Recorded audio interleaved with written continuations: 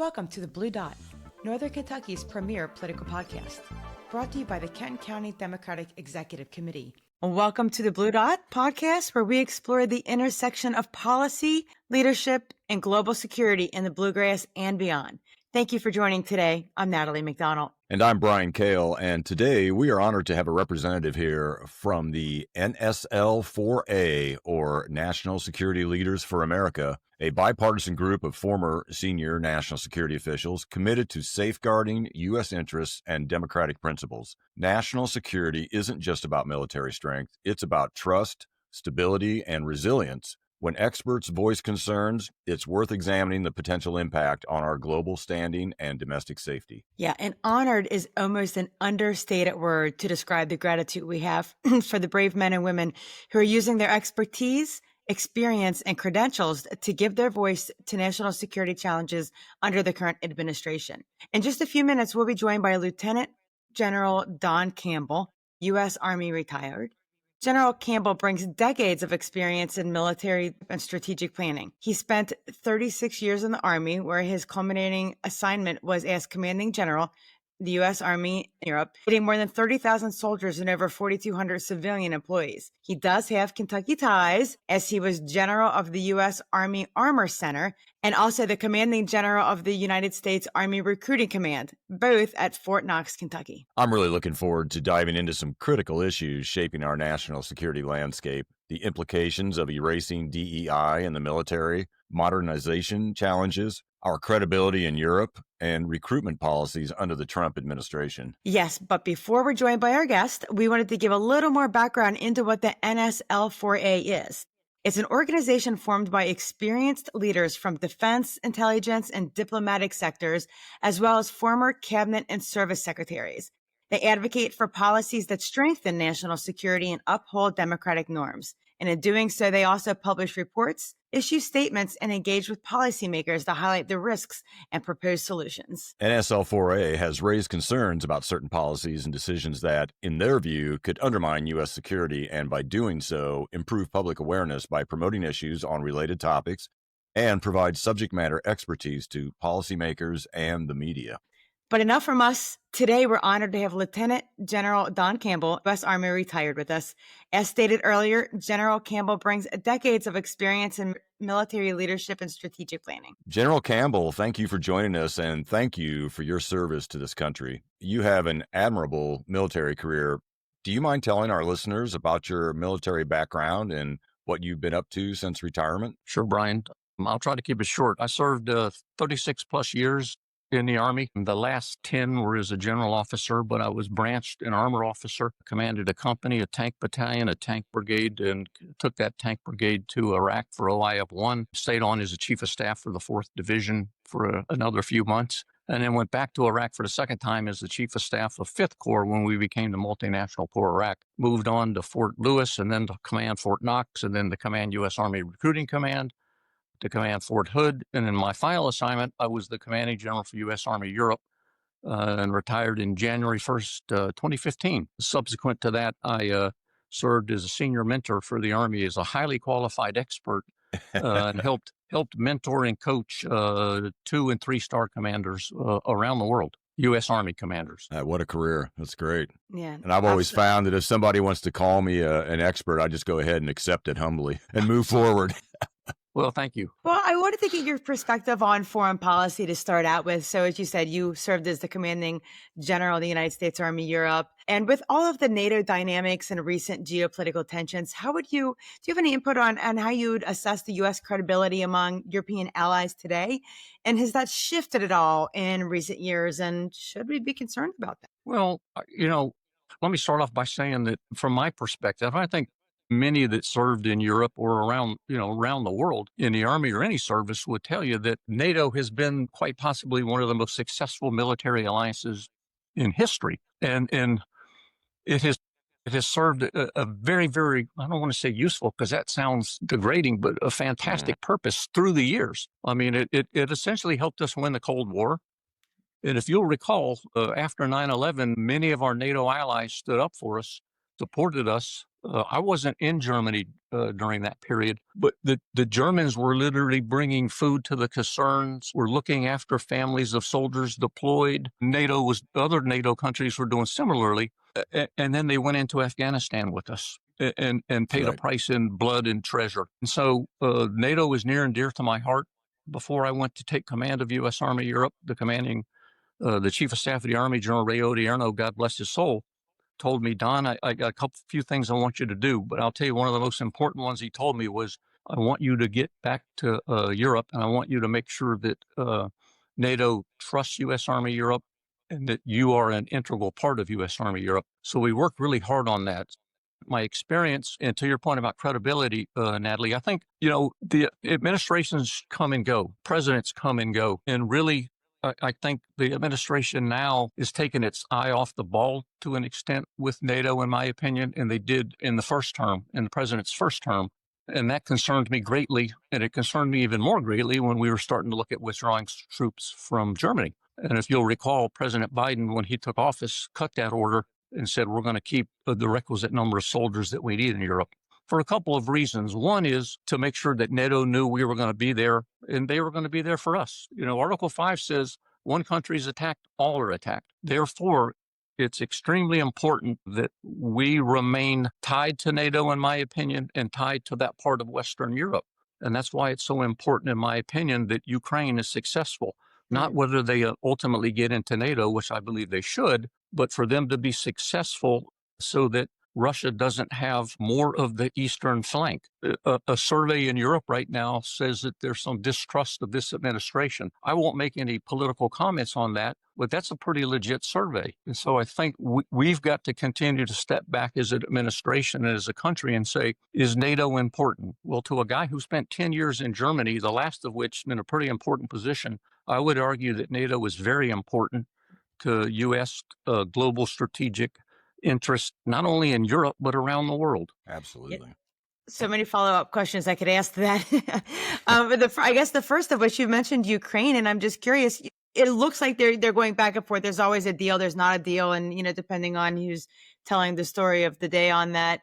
But it does look almost like it's increasingly a reality that in order to make peace there, they're going to have to give up a significant portion of land that they lost. I don't know if you have any insight onto that, or if you feel that is going to be the way it ends, or if they should hold out and kind of keep fighting to get that land back. Well, yeah, I think most folks around the world, perhaps save the Russians, would prefer there be peace. But as many of us around the world look at this, I think most of us, if you're looking at it with the right eye set, understand that Putin invaded Ukraine and he took land in 2014. I was the commanding general of U.S. Army Europe and had to do some jumping through hoops to get troops into Eastern Europe and the Baltics to make sure that he didn't have designs on other countries. And so I think if we look at the perspective, this 28-point plan, we can speculate where it came from, whether it came from the U.S., whether it came from Russia, whatever. When I read it, I didn't see a lot of in there that Russia gave for the war. And frankly, they started it. And anybody that won't admit that they started it, I think is looking at it with the wrong set of eyes or looking at it with the jaundiced opinion. So I think if the U.S. decides that a peace plan that makes Ukraine give up a lot of its land, I think you'll see the European part of NATO and just a European nation, say maybe Hungary or Romania, will probably look upon that with disfavor. And I hope they don't make the Ukrainians give up a lot of land. I don't think it's because then we've given in to the bully. We have given in to Putin, and at the end of the day, he's won. I don't think it's naive or paranoid to think that he doesn't have eyes for other parts of Europe. Sure. I mean, he's gone into Crimea, and taken it. He's actually got pieces of Georgia, which I don't think people quite understand, the country of Georgia. He's used cyber attacks on other Eastern European nations. He's invaded airspace of, I think, Poland, possibly Romania, and others. So, and I'll give you a little vignette, and then I'll shut up. And we get to the next point. But when I was serving as the commanding general in U.S. Army Europe, I met with the Latvian chief of defense, and he told me a story about that he knows is true because he still has friends in Russia that were in high places, that Putin's got a war room, which basically shows Russia marching to conquer Eastern Europe and other parts. And he wants to reestablish the old Soviet Union to a degree. Mm-hmm. And I don't think that's too far-fetched. And if you look at the track record based on what he's done in Ukraine and some of the other countries, I think you're going to see that. So let me see if I can get this to where you're going, where you were asking, Natalie. I think we've got to make sure that Ukraine doesn't have to sell the farm to get to peace. And I think if the U.S. isn't going to do it, you'll see the European allies step up, as we've seen after President Zelensky came and met with the president. They put his arm around him when he left after he got chewed out in the White House by other individuals. And, as a show of unity. And I think you'll continue to see that. And, there's nothing. At the end of the day, we want that in the U.S., but I think we need to be a solid partner with NATO and with Ukraine. They're not the bad guys here. The bad guys are Russia and Putin. I was just going to say that I was happy to see after this 28-point peace plan, as you said, Don, as we agreed earlier, I can call you Don instead of General. Thank you. Wherever its originality is, whatever that originality is, I was glad to see that some of and they're calling them hawks now, the original hawks in the Senate are coming and pushing back against that. And I was kind of against that term hawk, but in this instance and in this scenario, I call it defenders of democracy, and I'm glad that they're standing up and pushing back on that, because if we give even the smallest little sliver of land, if Putin wins that, he's going to say it was worth the cost, because it's no cost to him, and that will not discourage him from moving forward with the plan, just as you had just stated. Yeah, well, and I agree, Brian, and I believe that your senior senator, I don't know if it was yesterday or this morning, came out with a pretty apropos statement about everything. I can't remember it in its entire context, but it basically said he's pulling the wool over the president's eyes. And if his advisors don't tell him that, they're missing an opportunity, because we want peace. Believe me, I've been to combat a couple times. It's not pretty, and it's not something you truly want to keep going forever. And we just got to find a way, but we've got to make it so that it's fair and equitable for Ukraine. Well, you served as the command general for the 3rd Recruiting Brigade in Fort Knox, Kentucky. So it's pretty safe to say that you're intimately aware of how critical it is to attract the right people to serve in our future military, so we ensure our future national security. And from that perspective, we wanted to chat a little bit about diversity, equity, and inclusion, or DEI, and its effect not only on our current military structures and personnel, but also on recruiting for the military for the future. Looking at, the recent efforts at rolling back DEI initiatives in the military, what do you feel are the national security implications? I mean, how does this affect unit cohesion, innovation, global perception, all those things? Well, when I was talking to Natalie briefly last week about this, I believe that I grew up in an Army that tried to make sure that we were inclusive, and that the Army we were growing, especially when I was in recruiting command a little later, was an Army that reflected America. And it's hard to do that, to get to the exact percentage, but you want to be close when it comes to females. You want to be close when it comes to minorities. You want to be close when it comes to young men and women, to give them an opportunity to see leaders that reflect their cultural background as much as you can. Now, I'm not saying that you got to, some people refer to DEI as, I'm going to give him a break or her a break at the exclusion of somebody else sitting over here who's just as qualified. And that's not the case. I've had some great discussions on the golf course with old buddies who were a little bit older than I am about that. And DEI, in my opinion, helps level the playing field for people that might not have had an opportunity to get onto the playing field because of the way they looked or the color of their skin. Does that make sense? Yeah. And so Sure does. We want an Army that reflects America. And so how do we get it? We got to be inclusive for all. And I think if we're going to say that DEI was never our strength, that warfighting is our strength, both of them can be our strength. I can tell you that when I was in Iraq, nobody really cared. And you probably heard the story. I wasn't in a foxhole. I was in a Bradley fighting vehicle, because that's what I got as a brigade commander. I didn't get a tank, even though I was a tanker. My crew was, there were a couple of us that were we were white males. I had a Hispanic loader and a black driver. And the reason they were working for the brigade commander was because they were the best at what they did in the brigade. They weren't there because I said, give me a black guy or give me a Hispanic.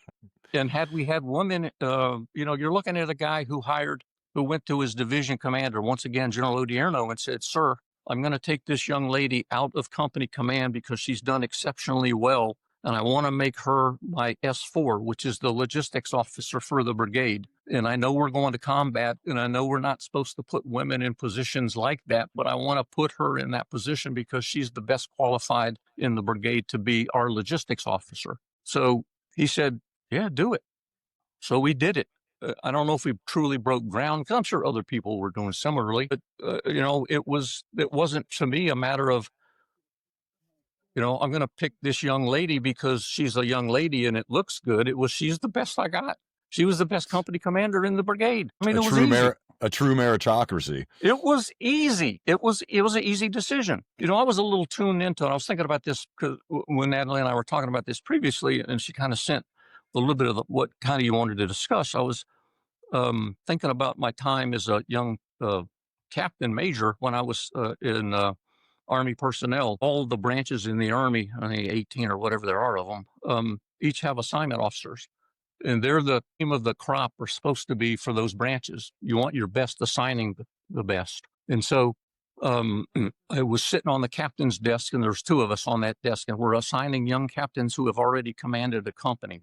And he was a black captain. He talked me through what it was like as a black lieutenant and a young black captain coming up in a branch that didn't have a lot of that color. And what he said was, "I don't want you to give anybody a break. If they're not qualified, they're not qualified.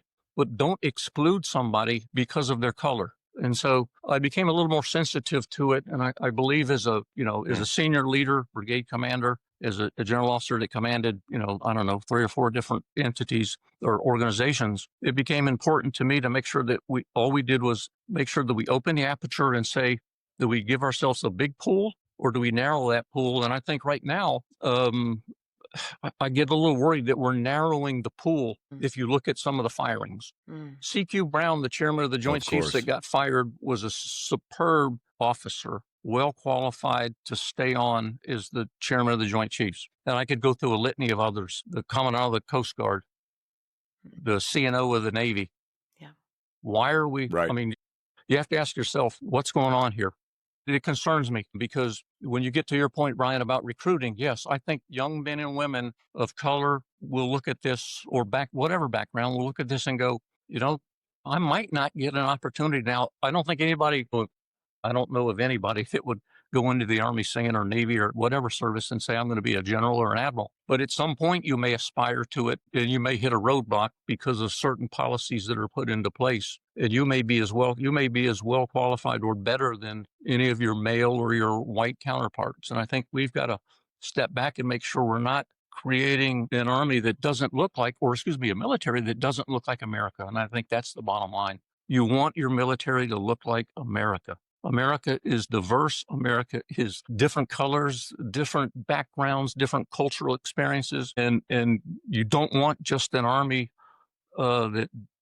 you don't want an army that doesn't look like America. I'll just leave it at that. Yeah, and two points to what you said. I've talked to women who have served, because I just have a few friends who happen to be women who served, and they have all said, nobody wanted a break. That was always either you could do the job or you can't do the job, and that was it. If anything, they have to try a little harder to prove that point. And then the second point is it just doesn't make sense, the firing with a lot of these people. And as a civilian, I'm sitting back thinking this just doesn't make sense. And I'm wondering, is it something that maybe we missed with previous administrations? I'm sure that they do have some firings and when they realign, but is this kind of out of character? Or is this just something that is a little bit more out in the open now under this administration? No, from my perspective as a guy who kind of keeps an eye on this kind of stuff, I every once in a while go and you can go online and look at who's getting nominated to be a general or an admiral. Just go to the Senate website. I do it every few months just for giggles, because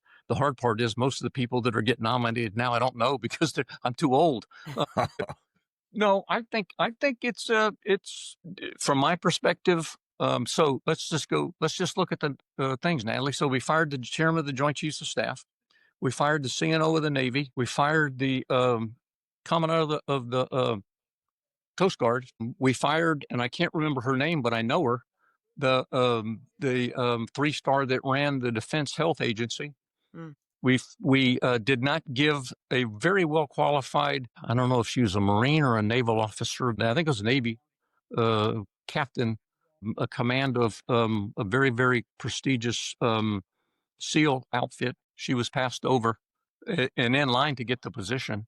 We have passed over other folks because of their commitment to DEI, and so from my perspective, I'm seeing more. I saw it on active duty, and it was pretty rare to get any level general, let alone a 2, 3, or 4-star told to retire early. And so I think it's out of the norm from my perspective. Well, and our adversaries have to be rubbing their hands together in glee when they see this, because who's filling those voids? And we know that some of the people who are being put into place, and maybe not specifically talking about military positions, but in other leadership positions, and I'm putting quotes around leadership with the current administration, are not qualified. They're sycophants, and they're only there to serve, a person or administration, and not the country and its people and the military or whatever entity they belong to. So again, our adversaries, this just, going back to the national security point, this has to be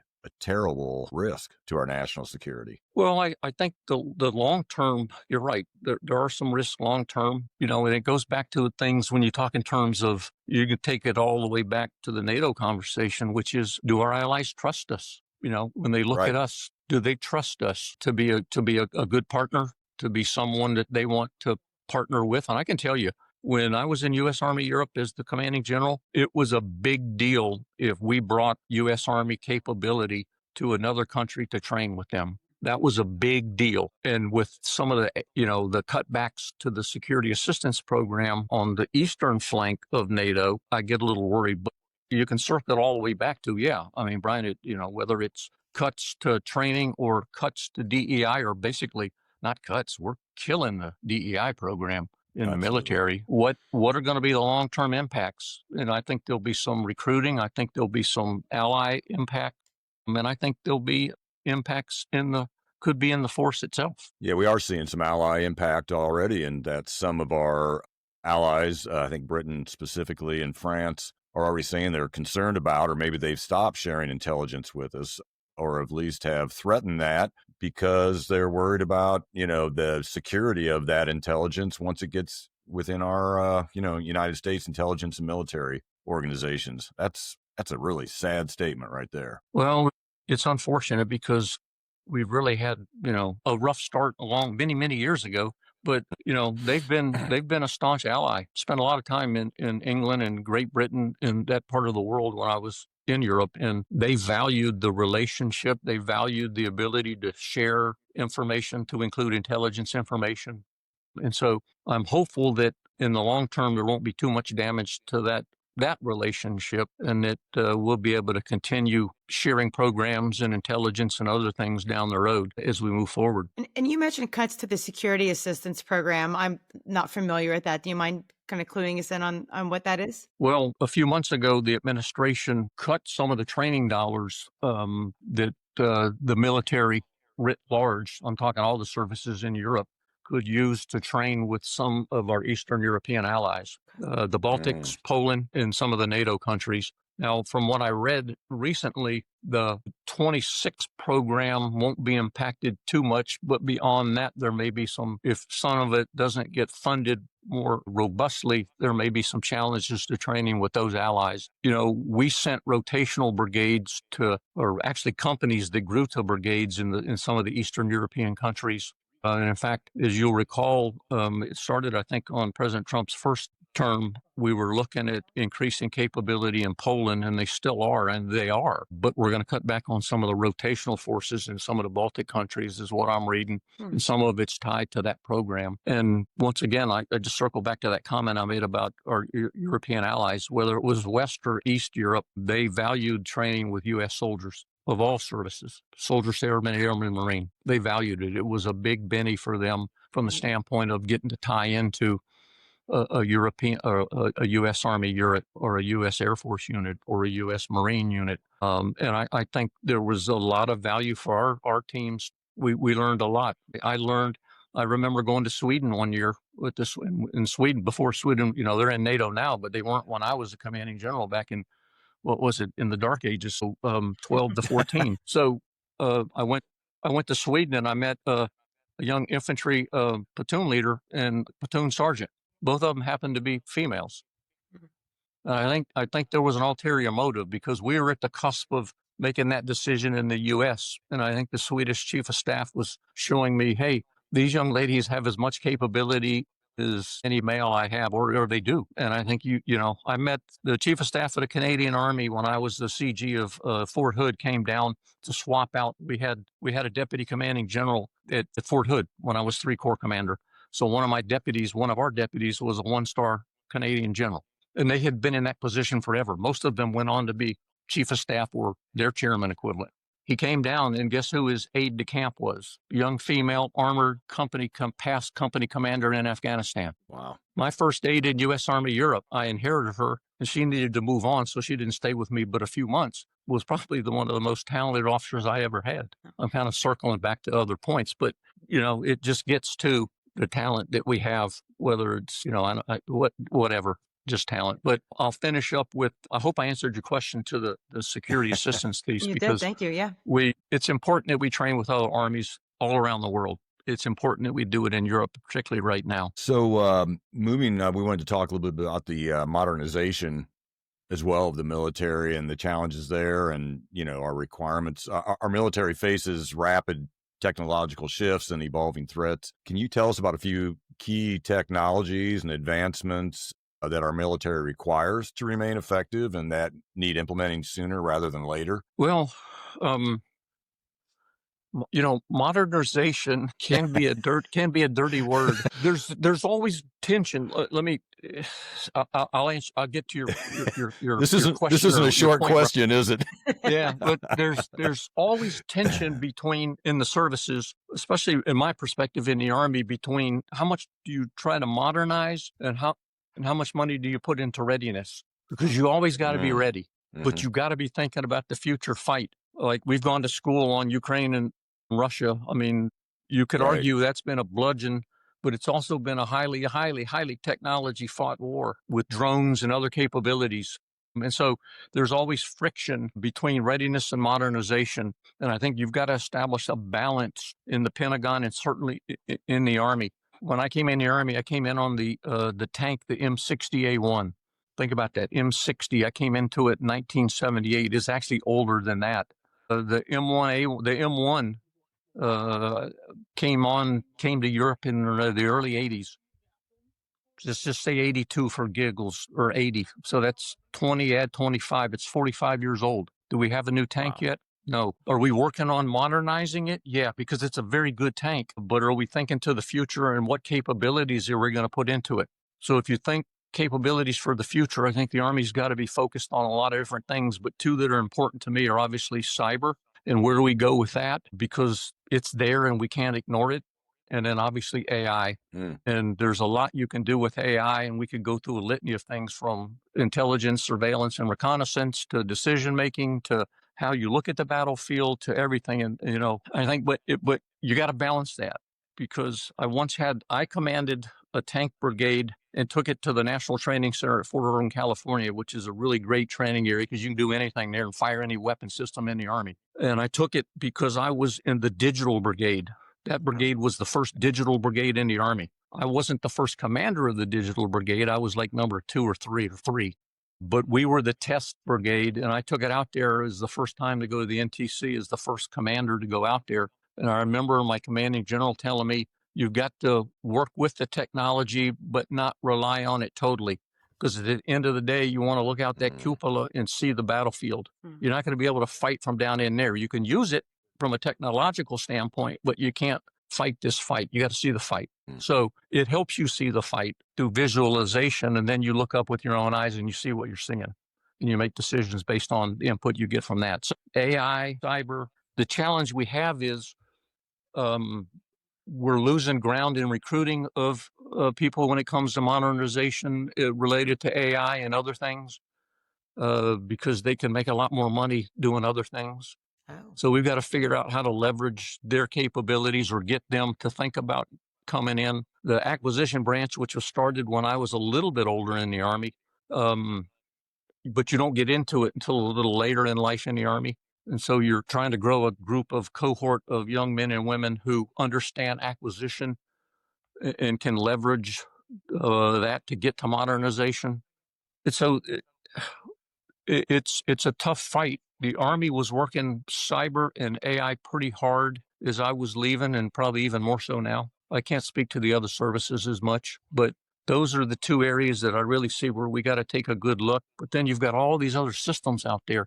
How are we going to fight? I also was, I'm not telling you this to impress you, but I also was the 1st Brigade commander to use what they call, I call them UAV, but they call drones in Iraq. Oh. It was like a lawnmower in the sky, because you could hear. All Iraqis knew when they heard it coming, the bad Iraqis, where they wanted to go and where they wanted to hide from it. But, it was hard. It was hard getting to work with those systems. But once you got used to it and understand the capabilities they have, it made it a lot easier. But I think long term, we've got to look at AI and cyber and leverage that capability, especially as it relates to what's going on in Ukraine, because that's been a growth industry of learning. Yeah. That fight, that fight.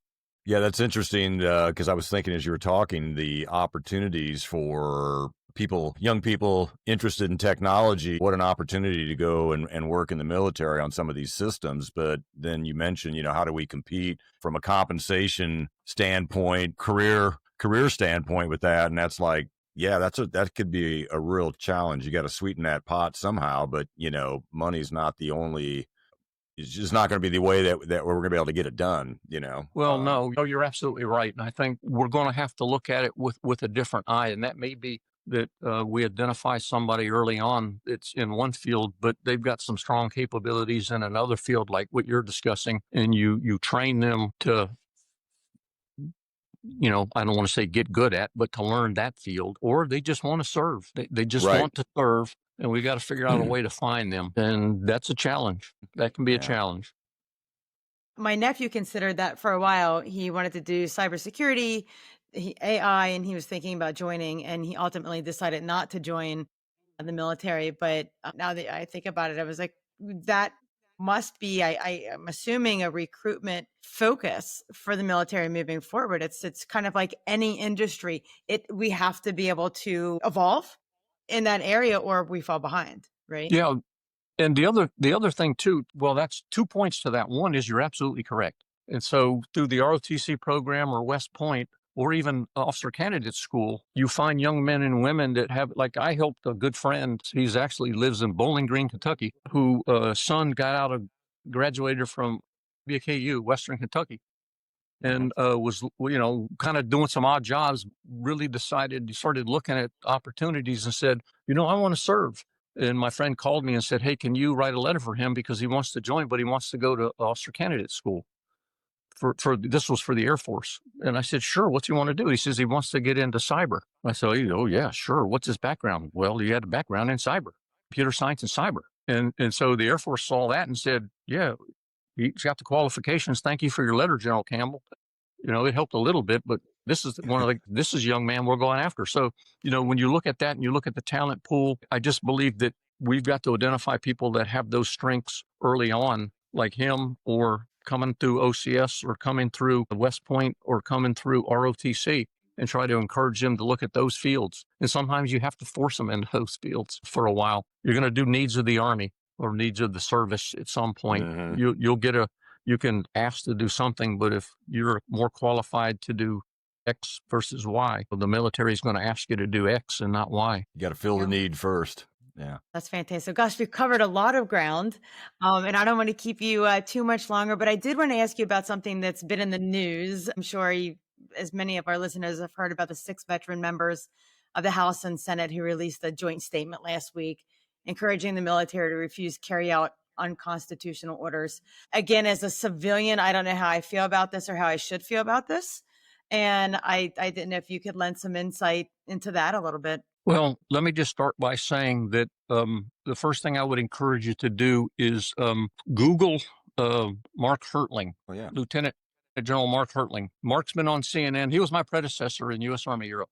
He's a lot more famous than I am because he's a lot more talented. Seriously, Mark's very talented.